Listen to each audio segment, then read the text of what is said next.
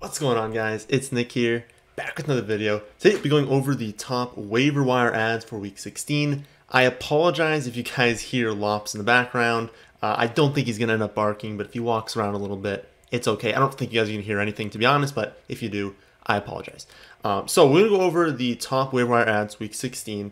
The odds that you have made it to the playoffs, then advanced in round one, and are looking for, like, you know, tight ends, running backs, wide receivers to be starters for you is fairly unlikely. We're going to go over the top options at each position. I think at running back, it is possible, since it's, the thinnest position, of course, that you do maybe need one of these guys, or maybe you even want to pick up one of these guys as a defensive move. But overall, you're probably not anyone this week looking to be like, have to get this person because I have to start them. Again, I think that's most likely at the running back position, and go over those guys, but there are no must-adds for wide receiver, definitely no must-adds for tight ends, and definitely not even for defense and for quarterbacks. So again, we'll go over all positions, but it's really the running backs that you would want the most. Also remember that the website is free for the fantasy playoffs. If you are out of the playoffs and still watching this video for fun, you can look at the DFS information, the sports betting information. And then if you are in the playoffs, you can look at the defensive streaming page, you can look at the waiver wire page, also just the rankings, right? Add the players who are ranked highest in the rankings. So we're going to go over all this stuff in a second, but first, of course, have to start things off as usual. Stat of the day. Friday's stat, that was the last video we did, was over the last 4 weeks, the top 3 wide receivers in half PPR points per game were Adams, Jefferson, and Kupp. I asked you guys who was fourth. The answer is actually Deontay Johnson. At Jazz Sleep, who was first to get that right on Twitter, and Daniel Herbert first to get that right on YouTube. Today's stat. Among the top 10 running backs in half PPR scoring from this last week, so only through the Sunday games, not counting Monday or the ones that are going to happen tomorrow, obviously, who was the only running back in that top 10 to do so without scoring a touchdown, whether that's rushing or receiving. All right, so as I said, running back is probably the position you're looking at the most on waiver wire this week. And your top options are Ronald Jones, Duke Johnson, Craig Reynolds. Those are all backs. I guess not all backs are doing so because of injury. Ronald Jones gets there because of injury. Craig Reynolds because of injury. Duke Johnson, it was like he got a chance because people were placed on COVID IR, and then he performed well. So I think your top option is Ronald Jones. Fournette expecting to miss 1 to 2 weeks. I don't think they're going to rush him back because, number one, they want him healthy for the playoffs, so no matter what the injury was, they just want him healthy. Number two, it's a hamstring. You never want to rush people back to the hamstring, especially because of what we just talked about. They want him back for the playoffs, and they do need to, like, win moving forward to secure maybe a bye, secure, like, home field, different matchups, but they're going to make the playoffs, right? They're going to make the playoffs, and so they don't need to bring him back before he's ready and risk a Super Bowl run. I don't believe they're locks, but like they're a good enough team where they're fairly unlikely to like lose out at this point. Ronald Jones is for sure a risk because he's been put in the doghouse every single time he's stepped onto the football field, and Tampa Bay could just go pass heavy, right? So I think it's basically a 0% chance that Ronald Jones walks in and just takes 100% of the workload, just acts as Leonard Fournette because he's not as good as Leonard Fournette. They don't like to use him the same way as Leonard Fournette, and they're just more likely to, if they have an ability to, go pass heavy. Just throw the ball a lot more. Don't have to use the running backs as much. They'll use running backs more if they have Fournette because they trust him and they like him. They don't trust Ronald Jones, so I think it's unlikely. However, that being said, and also Keyshawn Vaughn is there, but Keyshawn Vaughn gets in the doghouse even more than Ronald Jones, and he's not that good, so I don't think Vaughn is a huge threat. I think the biggest threat is just that Ronald Jones isn't like that fantastic, and that they just prefer not to use him as much. But that being said, he is going to be the lead back and goal line back on the Tampa Bay Buccaneers. He needs to be on 100% of leagues. I think he's the number one claim because even if they don't trust him, they're not giving him the workload Fournette was. Fournette was like a top 5 running back, rest of season when he was healthy. Ronald Jones doesn't need to get his workload and be a top 5 running back to be added. He needs to get even like 70% of what Fournette was doing, and he still needs to be added in 100% of leagues. So I think he's definitely a top claim. You have to be going out and getting him. And like I've said before, for how much fab you use, it's completely up to you, but understand that we're working our way into the semifinals, right? If you want to use 100% of your fab, do it. Like, you can't take it into the off season, so if there's someone you want, just get him. It's completely irrelevant how much you have left. You just got to make it to the championship, right? Like, do everything you can this week to get yourself there. After that, I'd add Craig Reynolds. As I've said the past few weeks, there's no reason for the Lions to bring Swift back. Even when he's healthy, like, why would they do that, right? They're not trying to, like, really aggressively, like, we gotta win these games, right? They want to win, but, like, you know, they don't have to go out there and field their best team every single week, especially when he's injured, right? They want him to be healthy moving forward, and it's not like they've had nothing. Craig Reynolds has been good, so there's no reason, again, for them to be like, oh, let's hurry up and get Swift back and not play Craig Reynolds. And then even when Swift comes back, they're not going to feature him because, again, why would they? There's just no reason for them to do that. And so I think Reynolds is going to have this role, maybe not 100% for the rest of the season, because, like, what if Jamal Williams comes back from COVID IR? What if they do bring Swift back eventually? But, like, we only have so many weeks left. There's only 2 weeks left of the fantasy season.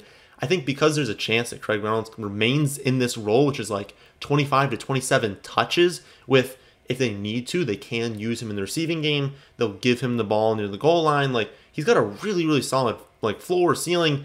He's on the Lions, so obviously that's not great, but anyone who just got 26 carries and 1 target, who we think could maintain that role moving forward, also needs to be on. So Ron Jones 1, but I think he is number 2. And then you can go with Duke Johnson. The problem is, I think people are going to overweight because, number one, like, people really like Duke Johnson because he should have. At some point in his career, he should have been given a featured role. He should have gotten, 17 carries and 5 targets a game. At some point, he should have had that for an entire season. He's good enough to command that. But no one has ever done that. And so for us to assume that that's just going to all of a sudden happen now, maybe, I don't know, I think that's a little bit of wishful thinking. They have other running backs. And they did well against the Jets. That's probably the biggest thing for me is that, yeah, Duke looked good. He didn't average 10 yards a carry. He averaged like 4.8 yards per carry. So he was like fine, right? He didn't just like set the world on fire. So he looked good, but it's against the single easiest matchup you can have as a running back. They don't have a difficult matchup next week. They go to New Orleans. That's a brutal spot.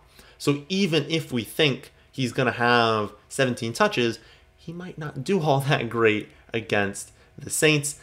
And then you also think, like, it could have just been like the game, right? Maybe he was just like not supposed to have that many touches and they just started giving him more because he was playing well. Well, is that going to happen against the Saints? Maybe not. We've already seen plenty of times that even when there's a feature running back in the Dolphins this season, that does not necessarily mean they're going to be all that fantastic. So I think Duke is very much third for the running backs this week, very much not a must-own. But if you can't get the other two and you just want to add someone, even if it's as a defensive measure, you just don't want him played against you because you don't want that to happen, I think he's fine to have. I think that, I'd be putting in a claim for him, but it wouldn't be nearly as much, and I'd be more aggressively targeting the first two that went over. And then I don't think there's any other running backs behind these guys that you're really going out and getting. At wide receiver, the top ads are really the same guys we talked about the last few weeks. Gabriel Davis, Amon-Ra St. Brown. You could also add Josh Reynolds on those we talked about. I prefer St. Brown just because he's the guy they want to develop more. He's more likely to be more heavily involved in the game plan. So even if his ADOT's lower, like, his target share is very much likely to remain higher. And then Treadwell in deeper formats, someone that has been commanding targets, has been looking good, but is on just such a miserable offense and doesn't have any sort of real upside that, like, you're still not going there in 8, 10, or 12 team leagues. And I also think that's the case again for Reynolds. Again, we've been over this grouping before, but Davis is like probably one of my favorites when Sanders is out. I don't actually know how long Sanders is going to be out for, but I think just because Emmanuel Sanders could miss time, has missed time, like, Gabriel Davis just performs well whenever they give him the snaps and the targets. Like, whenever he's on the field, he gets targets. So, like, I don't know why he's playing behind Emmanuel Sanders. He's been better than him. He should be a full-time receiver. And if he remains in that role, he's going to be good in fantasy. So I think he should be owned. And again, you guys have heard my take on St. Brown. Like, I just think that while I don't think long-term he's some incredible prospect that's just going to, like, be fantastic for us every single week, I think that there's such little talent on that receiving core that they're going to throw the ball enough. And he's talented enough, and they want to develop him enough to where he should be owned in far more leagues. He's owned like 25% of leagues somehow. He's got 12, and 11 targets last 3 weeks. Like, he needs to be owned in 100% of leagues, and he's not. And so if you need an option, especially in a PPR league, you should absolutely be getting him. And then again, behind those two, Reynolds is fine. Treadwell is fine. But if you're in the semifinals of an 8, 10, or 12 team league, you really adding these guys? No. So 14, 16 team leagues, you really don't need to be worrying about Those are the players. The only new name is Tyler Johnson because, of course, we see in this Sunday night game, Godwin gets hurt, Fournette gets hurt, Mike Evans gets hurt. Now, I think Fournette's going to miss some time. I think Godwin's going to miss some time. I don't know for sure that Mike Evans is going to miss time. Of course, they also have AB coming back. So you basically just... AB probably is going to command fewer targets than Godwin, but it's almost a 1-for-1. You lose Godwin, get AB. So that's not great. If Evans doesn't miss any time, I really don't think you need to go out and get Tyler Johnson. But if Evans and Godwin were both out, with Fournette also out, we think they lean pass heavy, but then also they're kind of focusing a lot on Tyler Johnson, AB, and Gronk. Well, that would be really good for Tyler Johnson. He should be owned everywhere. I just don't know yet if Evans is going to miss time. And so I think unless we know that for sure, I don't think you need to be getting Tyler Johnson because I genuinely don't think you'd end up starting him. He'd very likely come in if Evans is healthy.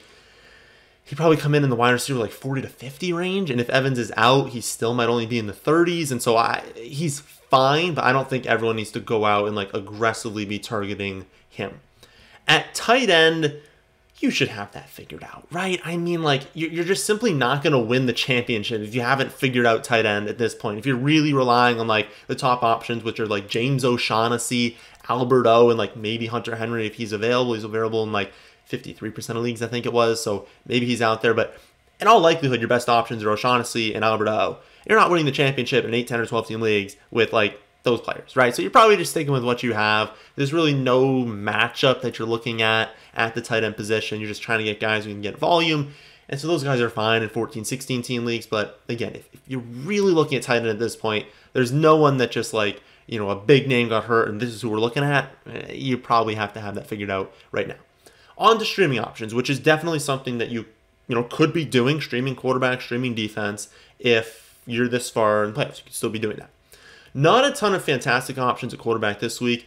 I think Justin Fields will end up being the number one option at Seattle. He has been running the ball more. He's looked more confident. He's getting the ball downfield more. And of course, he doesn't need to perform well in the passing game. He can have 150 and a touchdown if he's going to run it. If he's going to run it for 60, 70 yards, maybe score a touchdown, that is so valuable and it unlocks ceiling. Obviously, we've seen a 2-point, 1-point floor with Justin Fields this season. And so I don't feel fantastic with streaming any of the quarterbacks I'm going to talk about here. Hopefully you have an option. But again, kind of like I've been talking about, it probably is the case that you do have an option. But I think Justin Fields is number one at the Seahawks.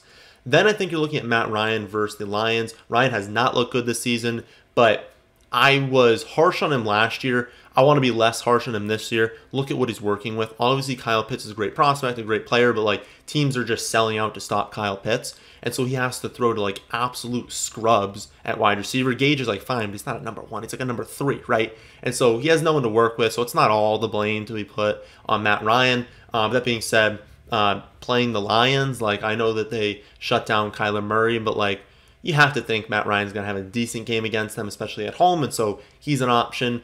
Jimmy Garoppolo has looked really, really good. He's been efficient. I completely understand why they're not playing Trey Lance right now. Jimmy G is just playing well, and why would they move to Trey Lance, right? I think in the future they're going to, but right now they're sticking with Jimmy G. He's looked great at the Titans. It's not a perfect matchup by any means, but it's a solid one, and I think he's just played well enough where he's a solid streaming option. No upside. He's not going to go out there and get you 27, but he's probably not going to go out there and get 8. He's probably going to be in the low to mid teams, and so if you just need someone, he's an option. Trevor Lawrence is an upside play, but understand the floor is 1, even playing at the Jets. That's the only reason he is an option, right? Because he's at the Jets. He has talent. This team has talent on it. They just have not been able to put it together this season. Maybe they do against the Jets. But again, I'm ranking him behind Fields, behind Ryan, behind Garoppolo right now. The other option is obviously Tyler Huntley, but I'm just imagining anyone who owned Lamar Jackson last week went out and added Tyler Huntley. I mean, that just made the most sense. You wait, see if Lamar's out. If he is, you play Huntley. I mean, it's just that easy, right? So I'm imagining you've already done that, or you weren't streaming him. You were just, I don't know, he was just an option for people who had Lamar. But if you have Lamar and you went with someone else, well, look at Huntley, right? Because the offense is designed for a player who has a very similar skill set, and he's going to run the ball a ton, and he's looked really, really good. And so if Lamar misses more time, Huntley's going to be a great streaming option as well. So that's how I'm kind of seeing quarterback. Again, you're probably sticking with your studs over any of these guys, but if you had to stream, those are your options. At defense, I think your top streaming options this week are the Chargers and the Eagles. The Chargers play at the Texans. That's great. And the Eagles play at home against the Giants. If neither of them are available and all the top defenses are gone, which is possible in like 14, 16 team leagues, maybe competitive 12 team leagues, then I think the Jets and the Jaguars play each other. So you could probably play either defense. It's going to come down to like who makes a horrible mistake and throws a pick six or has like a strip sack for a touchdown. Or honestly, what team just gets lucky in some area, scores a touchdown, forces the other one to the air, and then they make mistakes, right? It's going to be very game script dependent, very like who just happens to get lucky. But both these offenses are completely capable of just falling apart. And so while neither defense is good, it's a really good matchup for the opposing defense. So if everyone else was stashing defense, you never really found your Dolphins, your Patriots, your Cowboys, teams like that. You never really got them, and people preemptively added the Chargers, added the Eagles, and you're like, oh no. I think you can go to the Jaguars and the Jets. Just understand that it's the Jaguars and the Jets defense, right? They're not this like incredible units that are going to just shut down opposing offenses, right? Their defenses we target. It's just because teams they're playing are awful. But again, I think it's Chargers over Eagles. The Eagles are going to be fine, and playing the Giants is a good matchup. Obviously, being at home is better. I just like the Chargers more because the Texans are more susceptible just completely imploding, and I think the Chargers do have a better defense. Neither of them are like all that fantastic. I would still much prefer if you had preemptively added the Dolphins. That's what we've been talking about for weeks now. But if you've gotten like a kind of set, the Cowboys, the Patriots, defenses like that, obviously you still prefer an elite defense. And just look at the defense streaming page, right? Like I built that page out to help you long term, help you add defenses for the future. Again, the fantasyfootballadvice.com, completely free page, shows you the matchups, shows you who you should be targeting. And so like it's entirely possible that there's a defense that's 75% owned that I'm not going to talk about in this video because most people can't actually add them. I only talk about defenses that are like less than 50% owned. But if there's a defense that's like 75% owned but just happens to be available in your league, use that page to kind of determine how good of an ad are they. And you can kind of tell, right? If a defense is 90% owned, but you're one of the 10% of leagues where they're available, they're probably a good ad, right? Because they're owned in a lot of leagues. So check your specific league, check that page. That's probably your best bet as far as that is concerned. And again, it's all free. The rankings are free, rest season rankings. You can look at the DFS stuff, the sports betting stuff, all of it completely free, thefantasyfootballadvice.com. So that'll do it for this one. Hope you all enjoyed. If you did, how about hitting the like button, and how about subscribing to the channel if you're new here? Thanks for watching.